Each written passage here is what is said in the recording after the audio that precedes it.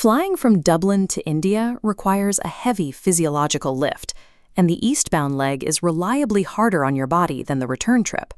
You board an aircraft in the morning and fly straight into an accelerated clock, where your day violently slams into night. This circular diagram compares your natural 24.2-hour biological clock against the forced timetable of an eastbound flight. Biology makes it easy to delay your day flying west, but your system actively resists the severe phase advance required to forcibly shorten it when flying east. Watch how the time gap changes depending on the season. Because India's standard time never observes daylight saving, the crossing requires a 4.5-hour advance in summer, but widens to 5.5 hours in winter, creating a meaningfully harder adaptation for your body. As this timeline plots out, the consensus estimate for unaided recovery is 1 day per time zone crossed. Make no behavioral adjustments on a winter crossing, and you are looking at 7 to 8 days of fragmented sleep and daytime fatigue. That leaves you with a strict choice. You can treat your flight as a rigid biological protocol to save days of productivity, or you can treat it as a relaxing vacation and accept a week of impaired cognitive function when you arrive. Beating jet lag does not come from a single quick-fix pill. It is a calculated trade-off between preemptive discipline while you are still in Ireland and the amount of fatigue you are willing to suffer in India.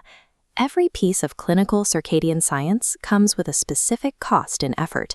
To figure out what is actually worth doing, we evaluate these interventions through a strict return on investment analysis. This quadrant chart maps out that exact ROI. The bottom axis tracks the effort required to execute a behavior versus the actual biological impact it has on your circadian recovery on the vertical axis. Standard travel advice, like wearing comfortable clothes or drinking chamomile tea, might be low effort, but it fails to deliver a true biological reset. The clinical protocols we are looking for sit much higher on the impact scale. We want to identify the specific interventions that yield the highest return in regained days of cognitive function.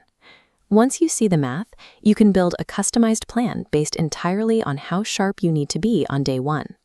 Understanding the true cost and return of these protocols demystifies why one traveler arrives in Mumbai ready to close a deal, while another spends a week staring at the ceiling at 3 a.m. The most effective intervention starts before you even pack. For an eastbound flight to India, you must shift your bedtime earlier by 30 to 60 minutes per night for 3 consecutive nights before you depart Dublin. To lock in that earlier bedtime, you pair it with 15 minutes of bright outdoor morning light in Ireland between 8 a.m. and 10 a.m. on those exact same days. This combination produces an immediate biological payout. It gently advances your circadian phase by 1 to 2 hours before you ever step foot on the plane. The trade-off is harsh. It requires immense discipline, heavily disrupts your final social obligations in Ireland, and entirely removes the option of frantically packing your bags late the night before your flight. Looking at this quadrant chart, the pre-flight shift lands firmly in the high-effort, high-impact territory. It demands the sacrifice of your final evenings in Ireland, but it mathematically removes 24 to 48 hours from your recovery window in India. Once you board, the long-haul cabin environment actively works against your body. You are sitting in an environment with relative humidity below 20. While the Emirates A380 offers generous physical seat width, Etihad's Boeing 7879 utilizes a composite fuselage that maintains cabin pressure at an equivalent of 6,000 feet, vastly reducing in-flight dehydration and fatigue. If you are connecting in the Gulf, your layover strategy matters. Qatar Airways stands out by offering free transit hotels for layovers exceeding 8 hours, giving you access to a true consolidated sleep block timed perfectly to India's night hours. Updating our quadrant chart reveals the in-flight layout. Water hydration is low effort, high impact. Zero alcohol sits at medium effort, high impact. Securing an 8-hour hotel layover is high effort, high impact. These strategic choices during the flight and layover have nothing to do with subjective luxury. They are defensive measures designed to protect your blood viscosity and preserve critical sleep architecture. If you want to use melatonin, you have to navigate the legal realities. In Ireland, the Health Products Regulatory Authority classifies melatonin as a prescription-only medicine. You cannot legally buy it over the counter at an Irish pharmacy. For those who secure a GP prescription, the clinical protocol is tight. Take 0.5 to 3 milligrams exactly at destination bedtime for the first 3 to 5 nights in India. Whether you use melatonin or not, you must follow one strict behavioral rule for the first 48 hours on the ground. You do not go to bed before 9 p.m. local time. You must push through the physiologically brutal afternoon energy crash. Stepping into this bright, wide morning view of the Mumbai skyline between 7 and 9 a.m. provides the unfiltered sunlight required to sync your brain's master clock, while eating your meals at local Indian times resets your gut's secondary oscillator. The trade-offs here are front-loaded. Securing an Irish prescription requires advanced medical administration and costs, while staying awake until 9 p.m. forces you to endure severe temporary discomfort on day one. Endure that post-arrival discipline, and you anchor your circadian rhythm immediately. It is the final, non-negotiable step to halting jet lag in its tracks. This 3-column scorecard breaks down the protocol match. Your optimal strategy depends entirely on your specific identity and the reason you are flying. For an optimizer, like a student rushing back to this historic campus at Trinity College Dublin for exams, or a business traveler facing a board meeting within 72 hours of landing, there is zero margin for error.